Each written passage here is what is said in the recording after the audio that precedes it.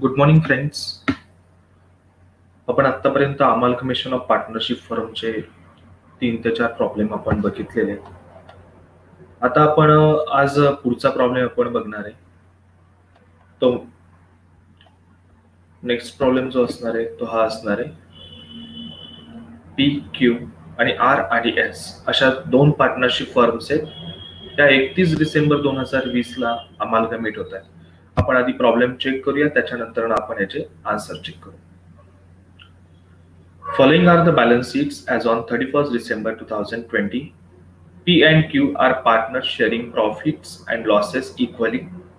R and S are partners sharing profits and losses in the ratio 3:2. तिनास 2 ratio मध्ये profit share केलं जातं. तर P आणि Q चा कसा आहे, इक्वल आहे.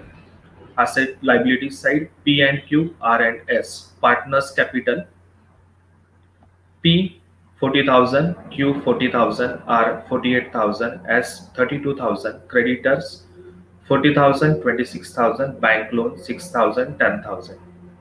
Building 60,000, 50,000. Furniture 12,000, 16,000. Debtors 30,000, 36,000. Stock 18,000, 8,000. Cash at bank 6,000, 6,000. Next, adjustments.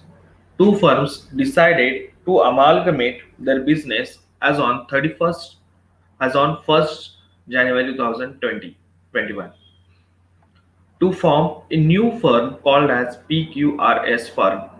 They agreed with the following conditions. First adjustment: the bank loan of P and Q firm is taken by P and that R and S is taken by S. Second adjustment: building of both firm is to be appreciated by 10%. Furniture of both firms is overvalued by 10%. Fourth adjustment: provision for doubtful debt is to be created at 5% on debtors of both firms. Next, fifth one: stock of both firms reduced by 5%. Goodwill of P and Q is valued at rupees 16,000 and that of R and S at rupees 20,000. Prepare necessary ledger accounts in the books of old firm and also prepare balance sheet after amalgamation in the books of new firm. इथपर्यंत आपण problem बघितला. आता आपल्याला problem solve करायचा आहे. Problem solve करताना काही steps आहेत. त्या स्टेप्स आपण प्रत्येक प्रॉब्लेम मध्ये बघतोच आहे. सुरुवातीला अकाउंट्स ड्रॉ करा. त्यानंतर ओपनिंग बॅलन्सेस जे आहेत ते आपल्याला ब्रॉट डाऊन करायचे. रिव्हॅल्युएशन अकाउंटच्या व्यतिरिक्त जेवढे आपण अकाउंट्स ओपन केले त्याचे ओपनिंग बॅलन्सेस असतील तर ते ब्रॉट डाऊन करायचे. त्याच्यानंतर प्रॉफिट्स लॉसेस असतील तर ते पार्टनर्सला त्यांच्या प्रॉफिट शेअरिंग रेशो मध्ये डिस्ट्रीब्यूट करा. त्याच्यानंतर accounting treatment of revaluation of assets and liabilities as per the adjustments given in the problem. जे काही तुम्हाला प्रॉब्लेम मध्ये ऍडजस्टमेंट सांगितले त्यानुसार आपल्याला अकाउंटिंग ट्रीटमेंट करायची ऍडजस्टमेंटची. आणि last, to close the account. आखून घ्या आता in the books of P and Q. साधारणतः 10 ते 12 ओळींचं रिव्हॅल्युएशन अकाउंट आखायचं असतं आणि पार्टनर्स कॅपिटल अकाउंट 7 ते 8 ओळी एखाद्या प्रॉब्लेम मध्ये जास्त लागू शकतात. त्यामुळे आपण थोड्याशा 2-3 ओळी जास्तच आखायच्या.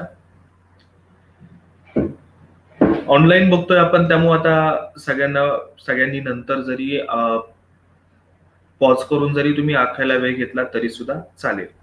आता प्रॉब्लेम सोडवायला सुरुवात करायची. In the books of P and Q 40,000 40,000. सुरुवातीला आपण पार्टनर्सचा कॅपिटल बॅलन्स ब्रॉट डाऊन करून घेणार आहे. पार्टनर्सचा कॅपिटल बॅलन्स पार्टनर्स कॅपिटलच्या क्रेडिट साइडला बाय बॅलन्स ब्रॉट डाऊन दोन्ही कॉलम मध्ये 40,000 40,000.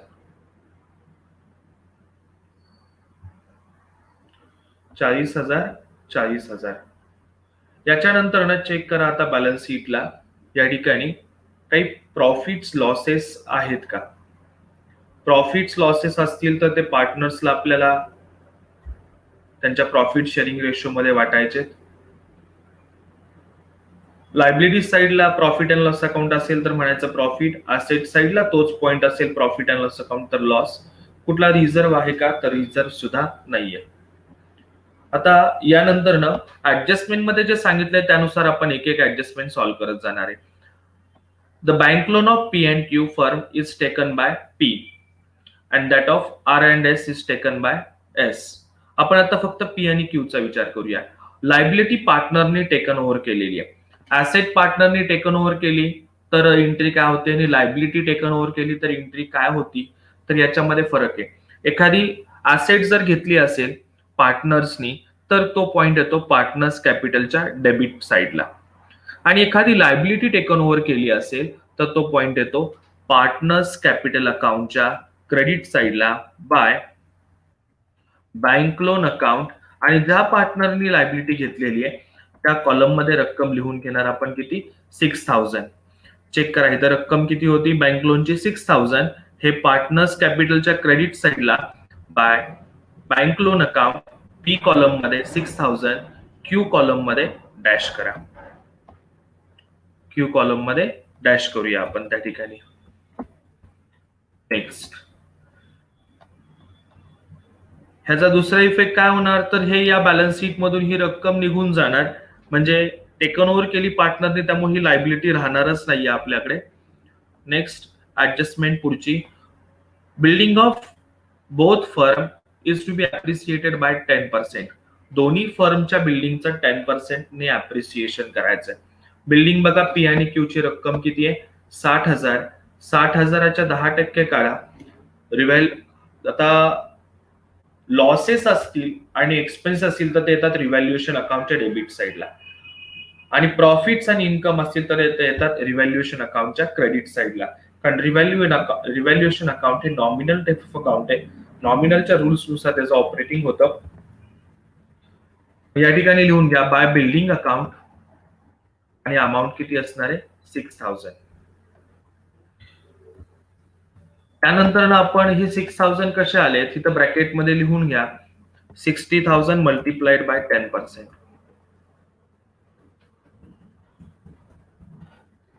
60,000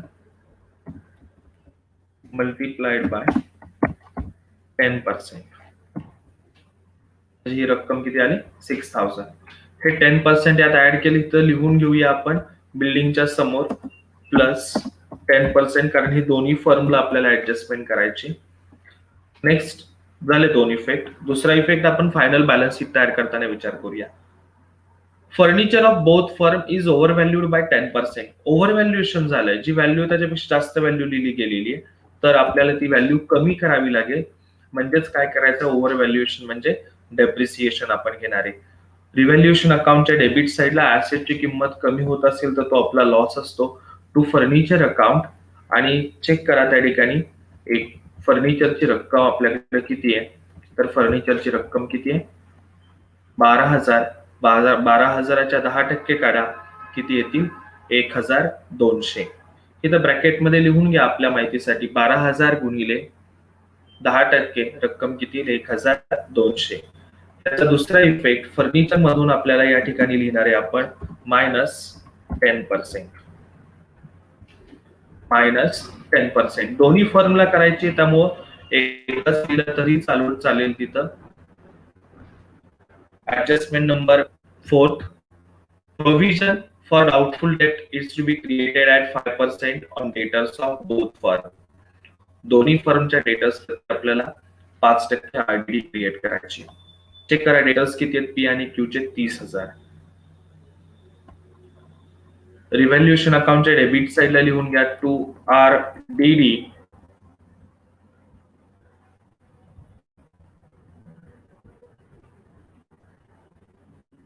आरडीडी 5% काढायचे 30,000च्या.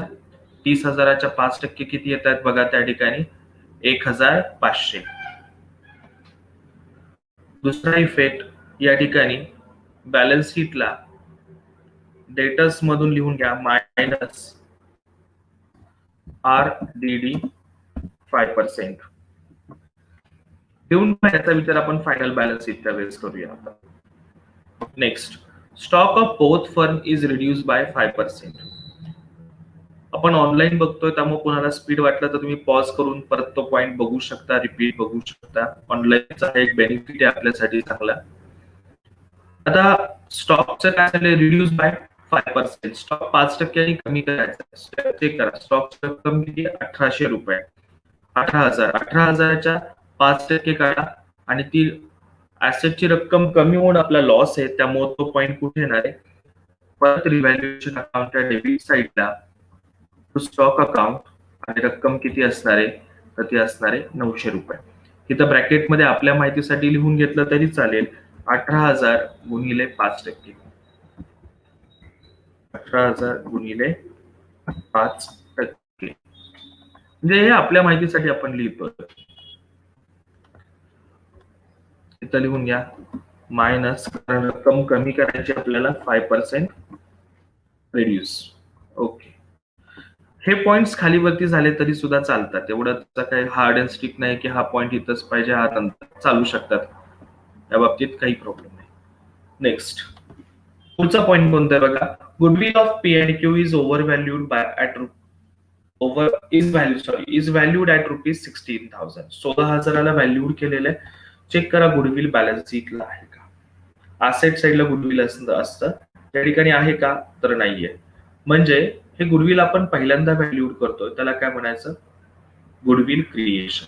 आणि गुडविल आपण क्रिएट करणार असेल तर त्याचा इफेक्ट येतो पार्टनर्स कॅपिटलच्या क्रेडिट साईडला बाय गुडविल अकाउंट. आणि दोन्ही पार्टनरला त्यांच्या प्रॉफिट शेअरिंग रेशो मध्ये वाटा. 16,000 प्रॉफिट शेअरिंग रेशो मध्ये, म्हणजे त्यांचा प्रॉफिट शेअरिंग रेशो P&Q चा किती, इक्वल 8,000. नेक्स्ट, आता आणखी कोणती ऍडजस्टमेंट आहे का आपल्याकडे, चेक करा. ऍडजस्टमेंट सर्व झालेल्या आहेत. आता P&Q चं आपल्याला अकाउंट क्लोज करावं लागणार आहे. सुरुवातीला नेहमी क्लोज करायचंय. रिव्हॅल्युएशन आणि पार्टनर्स कॅपिटलच्या व्यतिरिक्त जे अकाउंट केले असतील ते क्लोज करा. आता ते इथं केलेच नाहीये त्या प्रॉब्लेम मध्ये, त्यामुळे आधी क्लोज करायचं रिव्हॅल्युएशन अकाउंट. प्रॉफिट आहे का लॉस आहे तो शोधायचा, आणि तो प्रॉफिट लॉस आपल्याला पार्टनर्सला त्यांच्या प्रॉफिट शेअरिंग रेशो मध्ये वाटायचा असतो. चेक करा, आता क्रेडिट साईडला येतात ते किती, रिव्हॅल्युएशन अकाउंटच्या 6,000. तर डेबिट साईडला येतात ते 1,500, 1,200 आणि 900. 1,500 आणि 1,200 झाले 2,700 अधिक, म्हणजे 3,600. म्हणजे टोटल कोणत्या साईडची जास्त आहे, तर क्रेडिट साईडची टोटल जास्त आहे. ती दोन्ही बाजूला लिहून घ्या, 6,000, 6,000. आता डिफरन्स किती राहतो चेक करा, तर तो येतोय डिफरन्स 2,400 रुपये. 2,400 रुपये आता हे आपल्याला पार्टनर्सला त्यांच्या प्रॉफिट शेअरिंग रेशो मध्ये वाटायचे. इथं लिहून घ्या, to partners capital account P&Q R&S. हे आपण इनर कॉलम मध्ये घेऊन आउटर कॉलम मध्ये घेतले तरी चालतात, किंवा डायरेक्टली आउटर मध्ये जरी ते वाटले तरी सुद्धा चालतात. पण शक्यतो इनर आणि आउटर आपण कॉलम करूया त्या ठिकाणी, म्हणजे समजायला सोपं जातं तुम्हाला.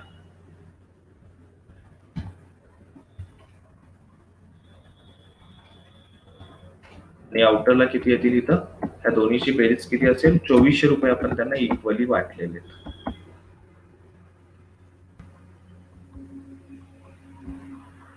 2,400 रुपये इक्वली वाटायचे, तिथं दोन्हीची बेरीज किती येणार आहे, 2,400.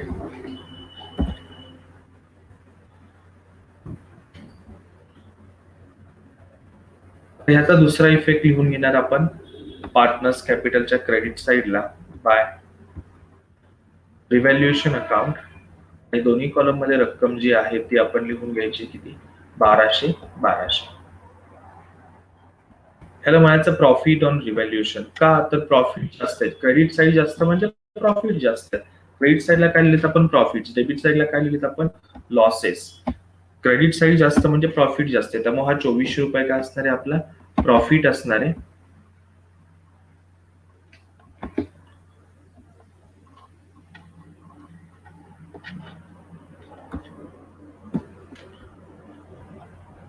आता या ठिकाणी पार्टनर्स कॅपिटल अकाउंट क्लोज करा. क्रेडिट साईडचाच अमाऊंट आहेत फक्त, डेबिटला अमाऊंटच नाहीये. P ची रक्कम किती येते बघा, आणि Q ची रक्कम किती येते बघा. दोन्ही कॉलम मध्ये रक्कम आहे पहिल्या कॉलम मध्ये 55,200 आणि दुसऱ्या कॉलम मध्ये किती 49,200. डेबिट साईडला लिहून घ्या टू न्यू फर्म अकाउंट आणि हा बॅलन्स ट्रान्सफर करा new firm capital new firm अकाउंटला न्यू फर्मला ट्रान्सफर करायचा आहे. 55,200 पी कॉलम मध्ये आणि क्यू कॉलम मध्ये किती 49,200. आता सेम याच पद्धतीने आपल्याला सॉल्व्ह करायचा आहे प्रॉब्लेम कुठला तर in the books of R and S. Same त्याच ऍडजस्टमेंट आहे, रिपीट आहे, त्याच्यामध्ये बदल काही नाहीये. त्यामुळे आता मी एक एक ऍडजस्टमेंट सेम एक्सप्लेन करण्यामध्ये वेळ न घालवता डायरेक्टली तुमच्या पुढे हे पॉइंट्स त्या ठिकाणी मांडतो. ज्या ऍडजस्टमेंट म्हटल्यात सेम त्या तशाच आहेत,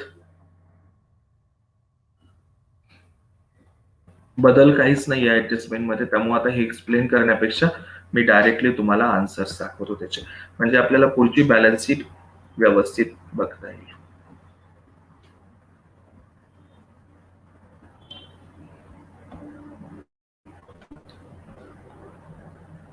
सेम ऍडजस्टमेंट आहेत in the books of P and Q सारख्याच आर अँड एस आहेत. त्यामुळे आता ह्या जास्त बघण्यामध्ये आपण वेळ न घालवता आपण पुढं बॅलन्स शीट बघूया.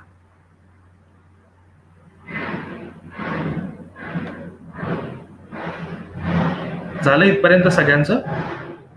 होपसो झालं असेल. ऑनलाईन आहे त्यामुळं रिप्लाय तुम्हाला पण देताना मला पण घेताना जरा थोडेसे प्रॉब्लेम येतात आहे. ठीक आहे, काय हरकत नाही, गो अहेड. आपण आता in the books of new firm आपल्याला बॅलन्स शीट बघायची.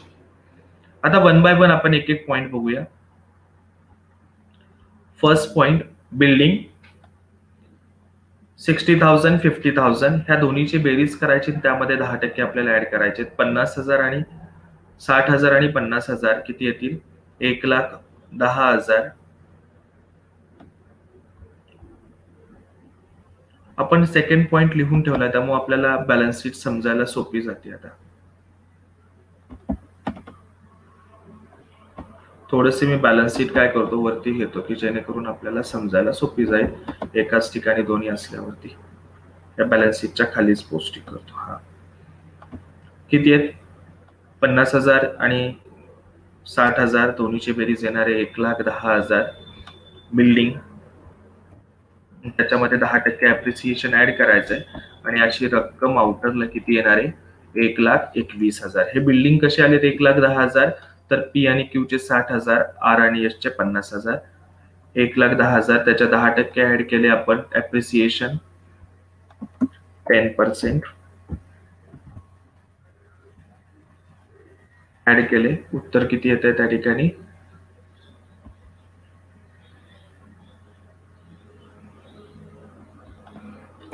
1,21,000 आउटर मध्ये. नेक्स्ट पुढचा पॉईंट कोणता आहे फर्निचर 12,000 16,000 पण यातून 10% वजा करायचे. 12 आणि 16 बेरीज येईल 28,000. 28,000 10% वजा करायचे आपल्याला. 28,000 2800 रुपये वजा करा. आउटरला किती येतील 25,200. आउटरला किती येतील 25,200. पुढची ऍडजस्टमेंट आहे डेटर्स ऑलरेडी 5% क्रिएट करायचे. 30,000 36,000 30 आणि 36 66 लिहून घ्या या ठिकाणी. डेटर्स 66,000 त्यातून ऑलरेडी 5% वजा करायचे.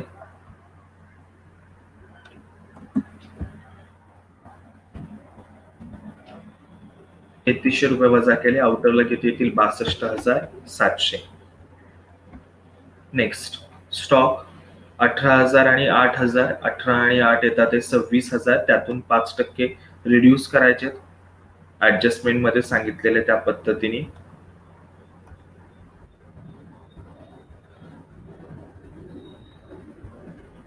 सव्वीस हजार मधून 1,300 रुपये आपण वजा केले. डेप्रिसिएशन करायचंय मायनस इथं.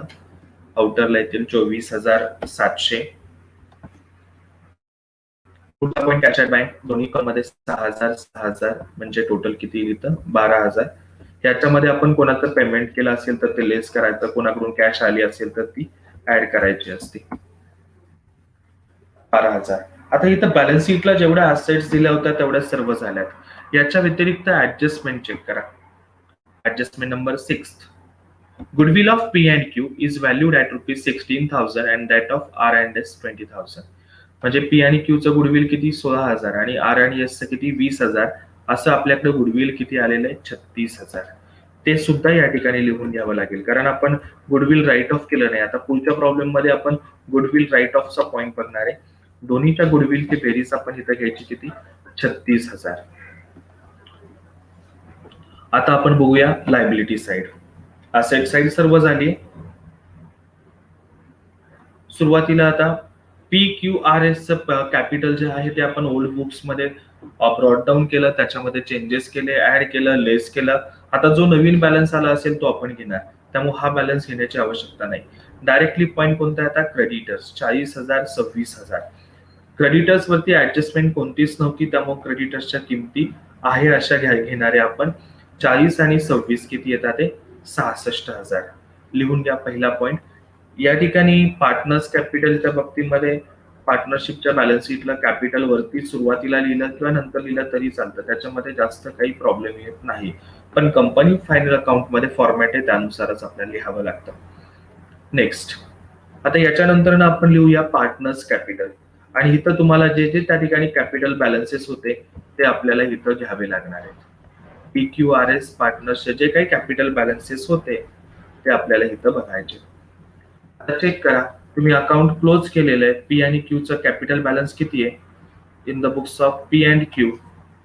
कॅपिटल बॅलन्स किती आहे 55,200 49,200. या ठिकाणी तो लिहून घ्या पी आणि क्यूच्या समोर 55,200 आणि 49,200. सेम त्याच पद्धतीने आर अँड एस चेक करा. कॅपिटल बॅलन्स किती आला या ठिकाणी? त्या ठिकाणी आलेला आहे 60,720 50,480. तो बॅलन्स या ठिकाणी लिहून घ्या.